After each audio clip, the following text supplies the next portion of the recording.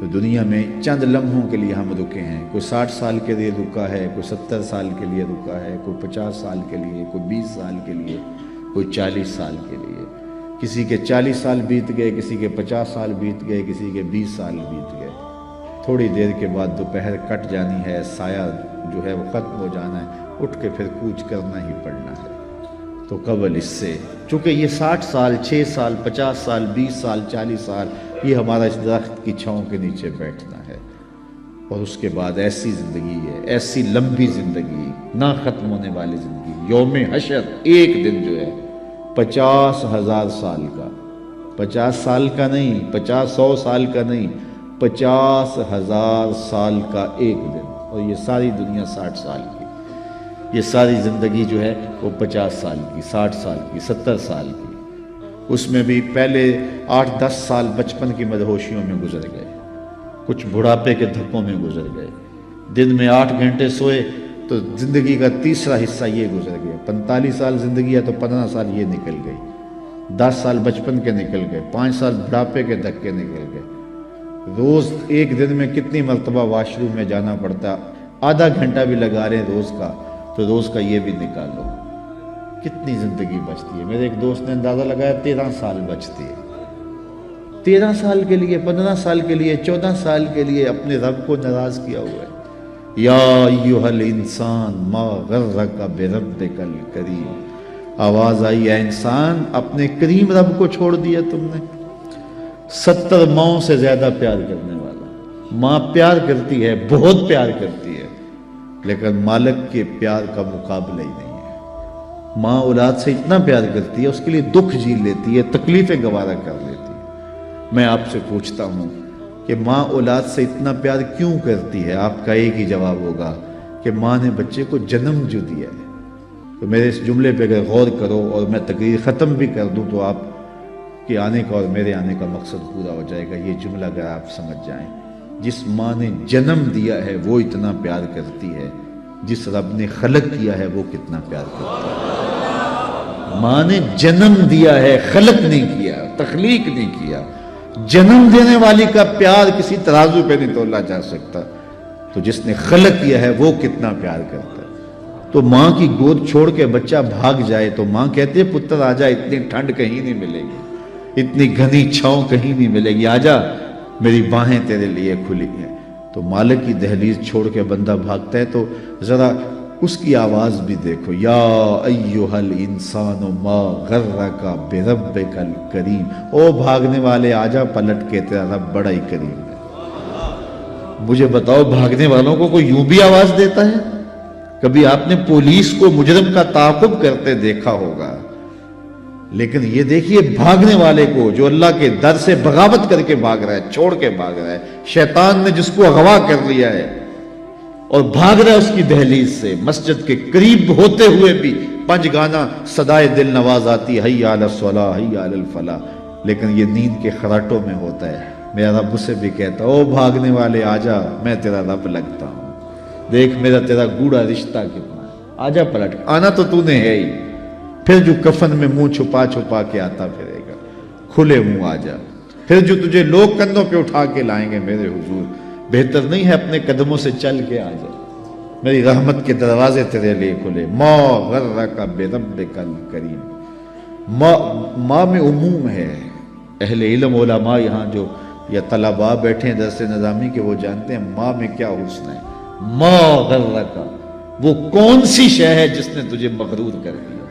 دولت، حسن، جوانی، اقتدار، کوئی ایک چیز بھی ہے جو تیرے پاس ٹہرنے والی ہے؟ تو کس چیز پہ ناز کر کے اپنے رب کی دہلیز کو بھول گیا ہوا ہے؟ آجا پلٹ کے.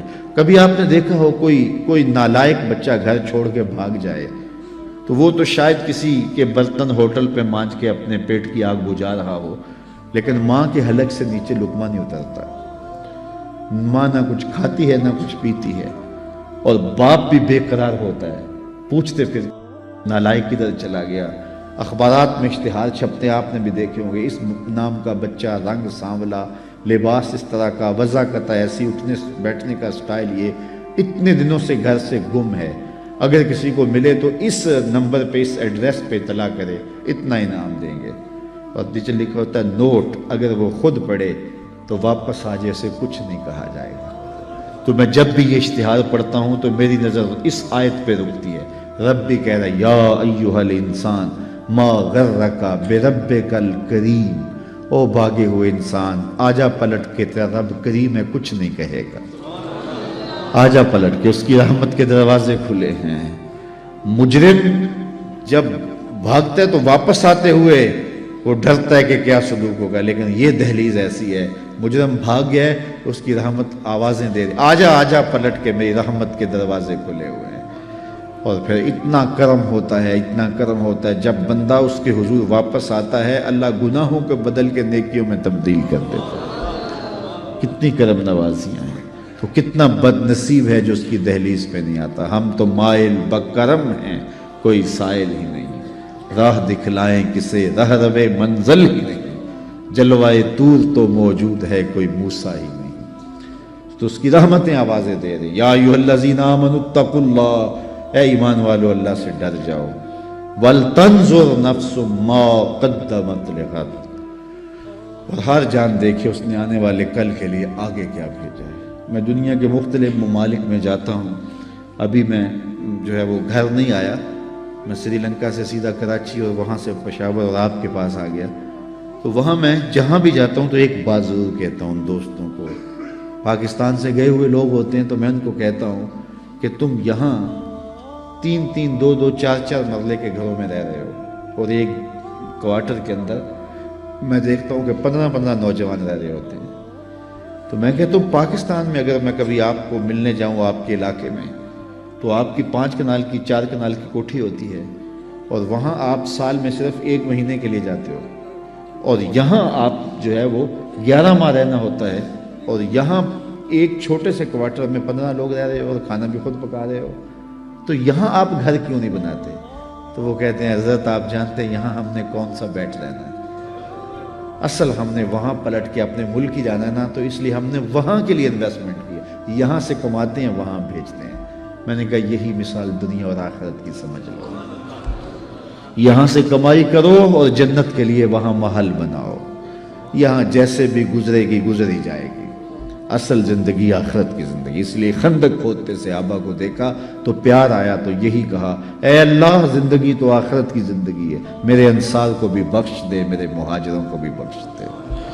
تو جس کی آخرت ٹھیک ہوئی وہی سرخرو ہے۔ دنیا بھی ٹھیک ہو، ہم نہیں کہتے دنیا ٹھیک نہ ہو، اسلام دنیا بھی ٹھیک گزارنے کی تلقین کرتا ہے، لیکن ترجیح آخرت کی ہے۔ لیکن ہم ایسے غافل ہیں، ہماری ترجیح دنیا ہے۔ بل تؤثرون الحیات الدنیا والآخرۃ خیر وابقی، تم جیتی دنیا کو ترجیح دیتے ہو، حالانکہ آخرت بہتر بھی ہے اور دائمی بھی ہے۔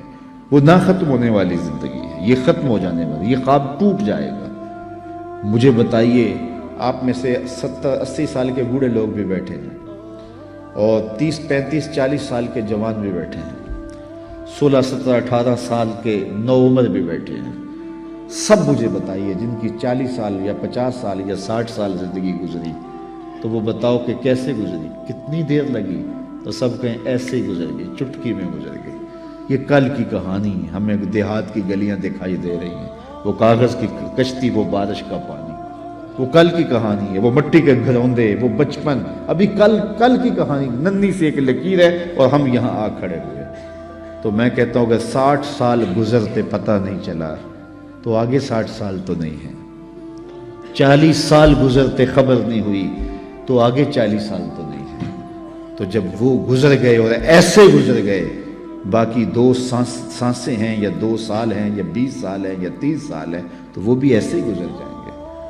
تو اصل زندگی آخرت کی زندگی ہے، جس میں اختتام ہی نہیں ہے۔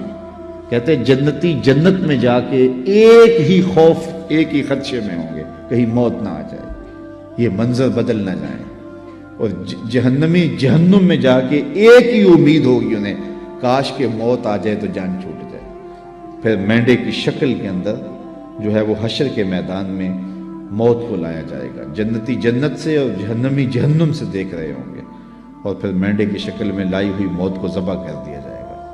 اب موت کو بھی موت آ گئی، تو جنتی اتنے خوش ہوں گے کہ اگر خوشی سے مرا جاتا، موت کو موت نہ آئی ہوتی تو یہ مر جاتے، اور جہنمی اتنے دکھی ہوں گے کہ اگر موت کو موت نہ آئی ہوتی اور غم سے مرا جا سکتا ہوتا تو یہ مر جاتے۔